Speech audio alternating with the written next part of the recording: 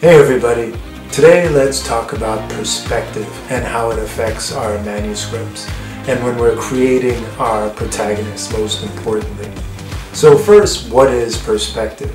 Perspective, I think in the simplest way to look at it, is how your protagonist's values and perceptions affects the story. It can be their education, religion, their moral beliefs, their socioeconomic status, and many other things. It's sort of this bank that you create, this bank of sort of values for your character, and you have an unlimited ability to withdraw from that bank, and should, in order to create tension for your protagonist. And it's a great idea to use that perspective right away when you're creating your story, to use the character's perceptions and values to put them in immediate conflict. Here are a couple of examples from classic literature. So with the first example, let's think about Leo Tolstoy's great book, Anna Karenina. And let's think of one of the protagonists, Count Bronsky. First off, he's a count. And that's in 1800s Imperial Russia. So, he has high standing. He also has a huge trust fund, and he's a soldier, a man who thinks of honor first.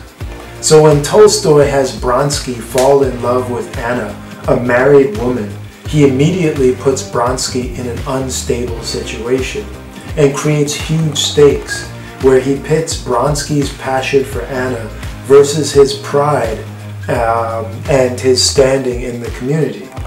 So that makes the choice to be with Anna that much more difficult. You can see where he's used Bronsky's perspective to pit or put Bronsky in an unstable situation right off the bat. Another example is George Eliot's classic Middlemarch. Dorothea is smart, she's pious, stubborn, and strong-willed. So much so that she ignores the advice that everyone gives her and marries the much older and pompous Casaubon. Dorothea only discovers after the marriage that she's not married a learned man. She's actually married someone who she actually doesn't respect. But she maintains that devotion even though, Casaubon is not living up to her standards.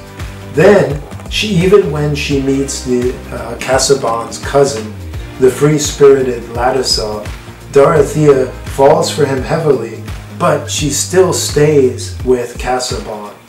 And it's not really until Casaubon dies and Dorothea experiences the codicil in his will that says she will lose all of the inherited money from the very wealthy Casaubon if she marries Ladislaw.